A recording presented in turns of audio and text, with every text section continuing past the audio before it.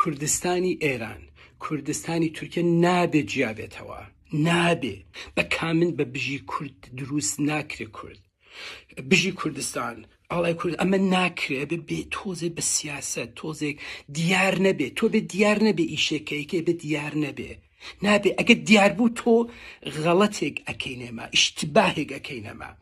ئەو کەسانەوە بە ناوی بژی کورد خەریکن، شعارە دەن ئەڵان کوردستان بەجیابێت و باوەڕم پێ بکە بە شەرافتم بە تەواوی باوەڕەکانم ئەوانە دوشمنی کوردن یا بێسەوادن، بە بێسەوادی ئەتبەنە سەر شوێنێک واتخەنە خوار. ئێمە بە یێواش یێواش بڕۆینە پێش.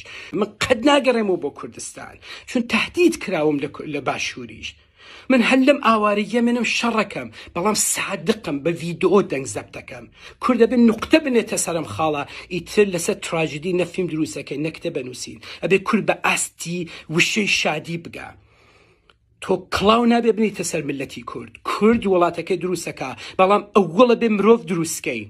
ئەبێ ئەوڵەمە دروستکەین، ئەوڵ ملت دروستەکرێت، جا ئەچن بنا دروستەکەن، جا ئەچنە ناوی.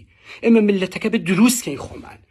کەسێ بە کەواو پانتۆل کوتی کوردم، بە ئاڵایە کوتی کوردم، هەر ئەمەیگوو ئەوە خائنە بەخۆی نازانێ، بەڵام بە ئاڵا و بە جلوبەرگی کوردی تۆ کورد نابی. ئەگرنەڵم بژی کورد کوردن نە ئەمانە دوشمنی ئێوەن.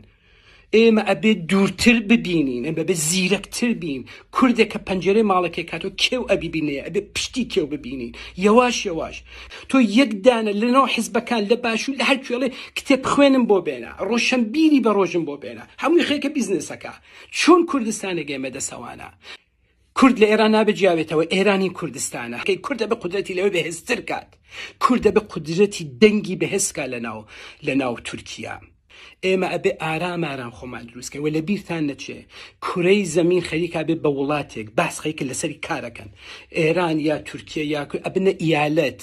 یعنی ئێمە هەر لە ئیسێوە دانیشین تۆزێک دوورتر بیرۆکەین، پلانی 20 ساڵە دانێ، نە پلانی ئیمڕۆ دانێ، نە پلانی 50 ساڵ لەمەوبەر دانێ. کاگەمە زەربەمان خواروە، بەڵام ئەتوانی بە زیرەکی بڕۆینە پێشەوە.